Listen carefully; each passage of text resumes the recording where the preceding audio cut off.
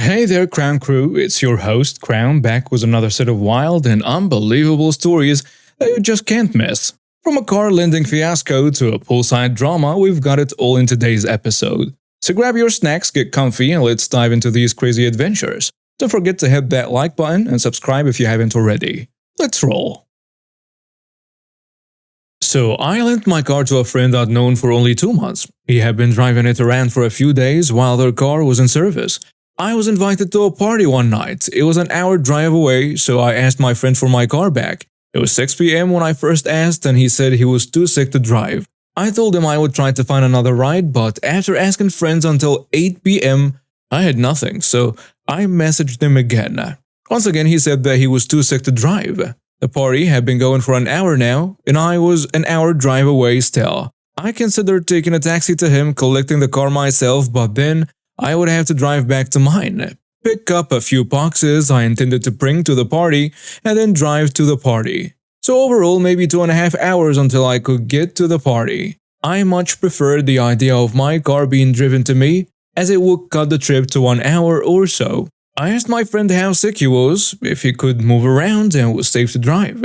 He said that he only had a headache, which to me was doable. But of course now it was too late and he wanted to sleep. I should have asked him earlier apparently. I get that he was sick and tired, but he seemed capable of a simple drive if he just hopped out of bed, so I pressed again. I told him that it was my car that I lent him free of charge, and that he should repay the favor. He wasn't too happy with this and we argued for a while. He kept asking me if I was going to come get the car, but at this point I was too mad to go to a party anyway, so I settled to just bicker with him for a while. His texts started to become very aggressive and every now and then violent. I didn't really understand what his problem was. He could easily have gone to sleep and ignored me, but he decided to call me repeatedly and continued to text me about the car. At this point, he decided that he not only wouldn't drive my car to my place, but that my car wasn't allowed on his property. He then told me to come get the car, and when I do, he will put me on the ground. He was a short, scrawny guy in his mid-20s, and I have about 15 kilograms on him as well as training in martial arts, so I really don't want to fight him. It wouldn't have been fun. It was now 1 a.m. and he was still threatening me heaps, and after realizing that I wasn't coming to his house to fight him, he told me that he was going to come to my house and make sure I never breathe again.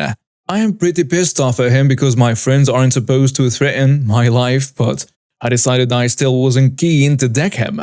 My friend had stopped texting me, so I figured he might be dumb enough to actually come over. But after thinking about him coming over to kill me, I thought there was a chance he'd come armed, and I'm not bulletproof yet. As a little safeguard, I called the police and told them someone had threatened my life and was coming over to my place to kill me. I told the police where I lived but didn't give my friend's name or address, thinking it wouldn't be real unless he actually rocked up. So the police said they would keep an eye on my place in case anyone who looked aggressive showed up. I chucked on some TV and relaxed, keeping the thought of whether or not my mate would show in the back of my mind. About an hour later, I get a massive text from him.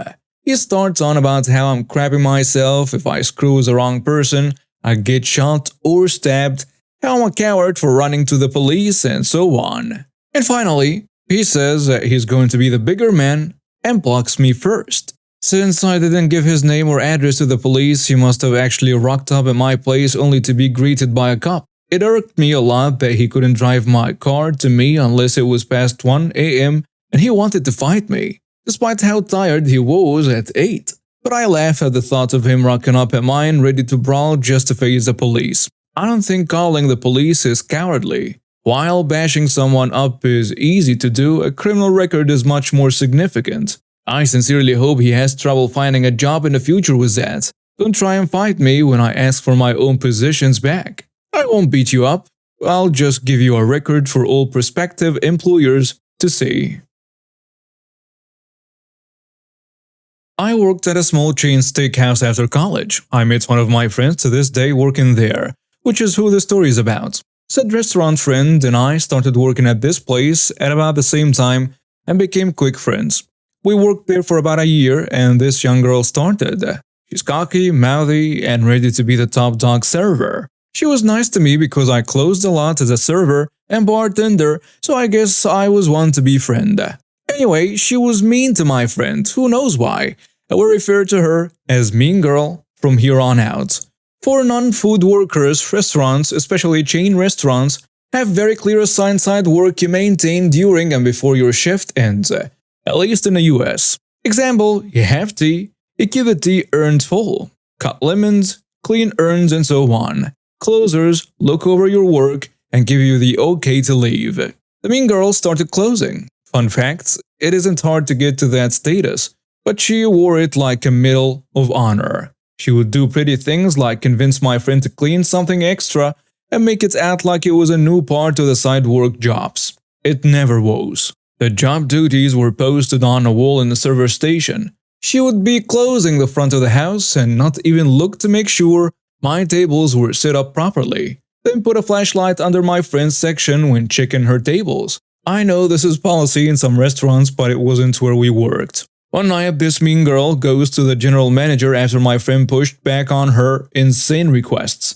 Our general manager was on my friend's side but wanted things to blow over. She requested my friend not to come in for a couple of days as a Mean Girl was closing the restaurant and that was more important to keep on schedule. I simply noted that she was a crappy person in my memory bank and she caused my friend to miss out on some money. To be honest, I had no plan to screw the girl over. Fast forward to a few months later, Mean Girl posts a whole thing on a gram about crabby tippers and posts a picture of the receipt of a bad tip she got. We've all seen these. I support calling this behavior out, but usually identifiable information is covered up. This chick has everything showing. Name of the restaurant, address, name of the bad tipper, part of their card number and so on. Now that is some bad crap. She has a ton of followers and the post got a lot of likes. This isn't good business for the restaurant. I ended up taking a screenshot of her post and showed it to my general manager. Obviously, it was really bad for the restaurant, but I mostly did it for my friend as this girl had been giving her hell for months for absolutely no reason. I am usually not one to snitch, but telling the general manager seemed appropriate in the situation. She got fired the next day. A very close friend of mine recently flew with her 3 boys aged 8, 9 and 10 to visit their grandma for a month during summer vacation. I was responsible for transportation as driving to and from the airport is more suited for the young. And I also enjoy spending time with my friends. There was a strategic scheduling issue. My friend wanted a day in a hotel to recuperate from the flight with her boys before her mom started to drive her insane.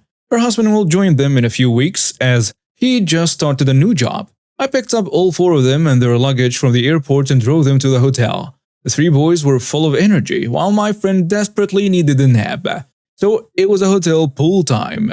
She dozed off under an umbrella, completely exhausted. I joined the boys in the pool, starting with a game of a Marco Polo and then getting creative as more people joined us. Eventually, we settled on a game called Not Done Yet. I stood on one side of the pool steps, and when the boys attempted to leave the pool, I would whimsically decide if they were done or not yet by lifting them up, giving them a playful shake, pretending to sniff them, saying not done yet, and tossing them back into the pool. Of course, if anyone was tired and really wanted out, I'd let them go, but there was usually giggling and a queue formed for these playful inspections. It was a workout for me and tiring for them. Everyone was happy. Then a sweet-looking 6-year-old girl in water wings asked to join. I agreed, but insisted she get permission from her guardian first. She said okay and left the pool. I watched to ensure her safety, but instead of approaching an adult, she went back into the hotel. She returned 5 minutes later, claiming her mom said it was okay, but it was clear she was fibbing.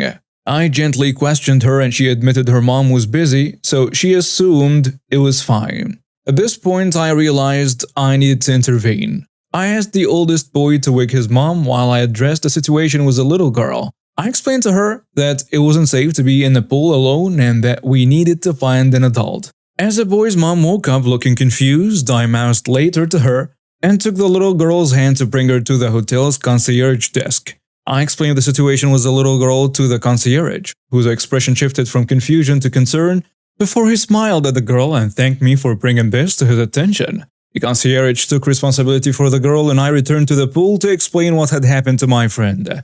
She was upset on the little girl's behalf but mostly wanted to resume her nap. Conveniently, the middle child had just gotten out of the pool and was making faces at us. I assured my friend I would watch the boys so she could rest. As a playful consequence for his actions, the middle child was playfully tackled back into the water.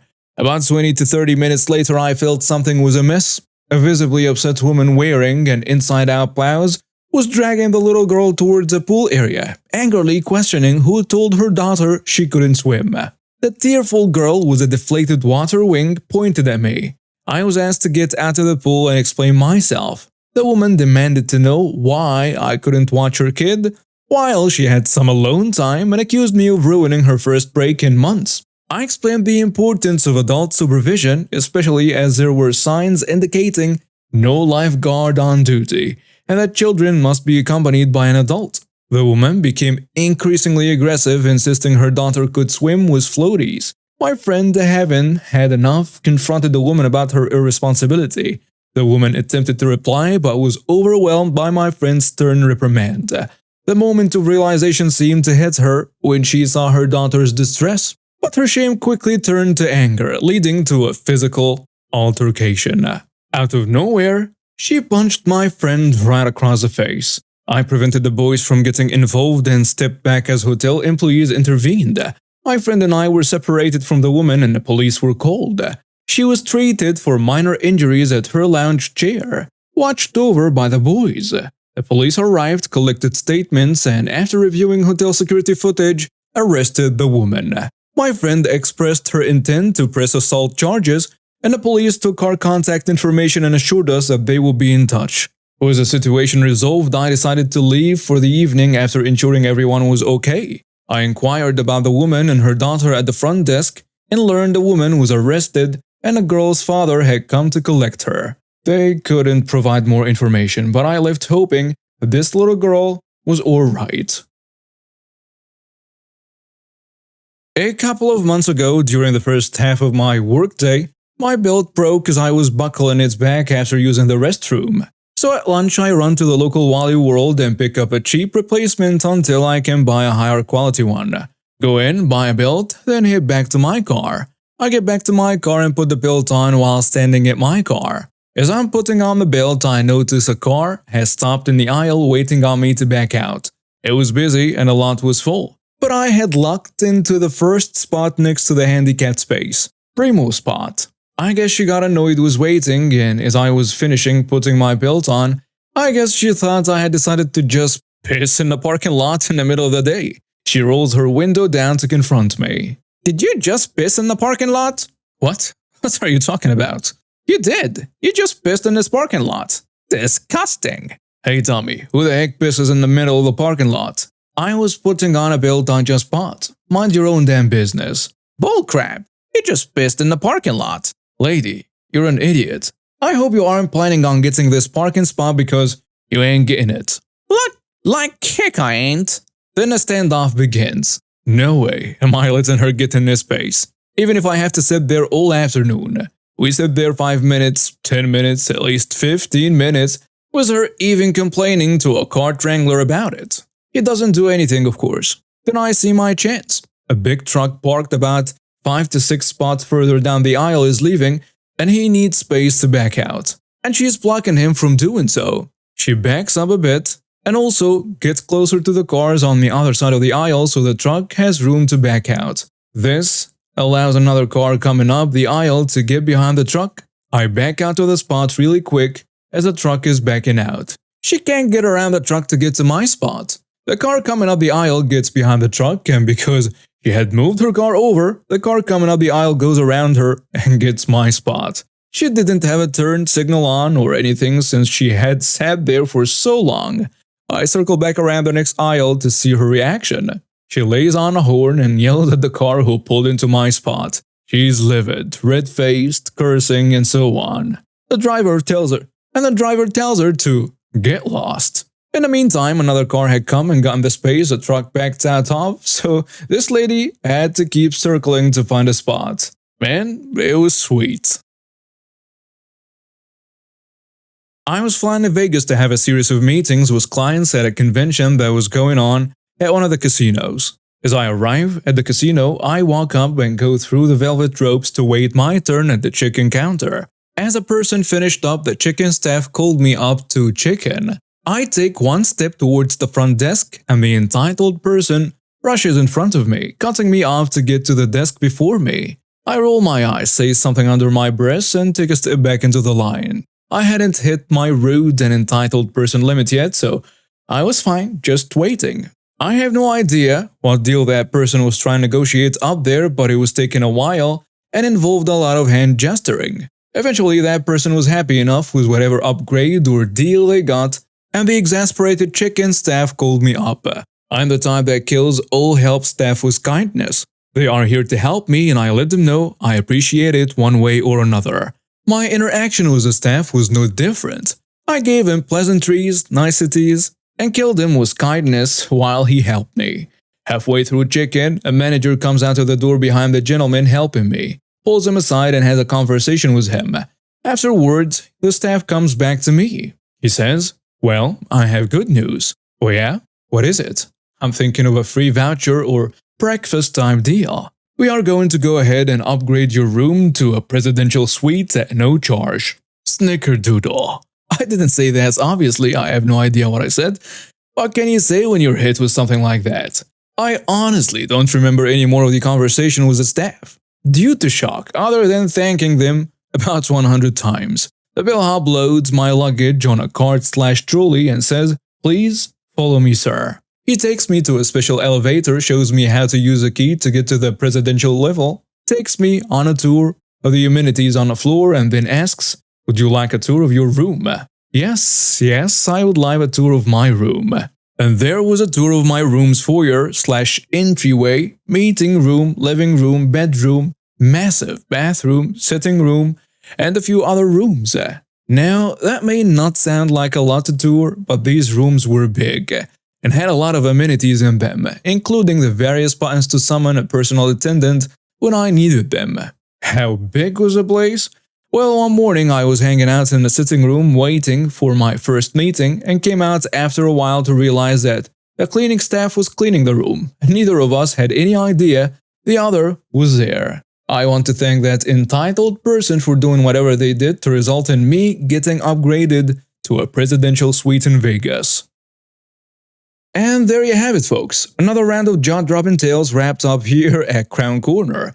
I hope you enjoyed the ride as much as I did sharing these stories. Remember, life's too short to miss out on these crazy moments, so keep tuning in for more. Drop a comment below to let me know which story was your favorite, and hit that bell icon to stay updated on our latest videos. Until next time, keep it carefree and easygoing. This is Crown, signing off.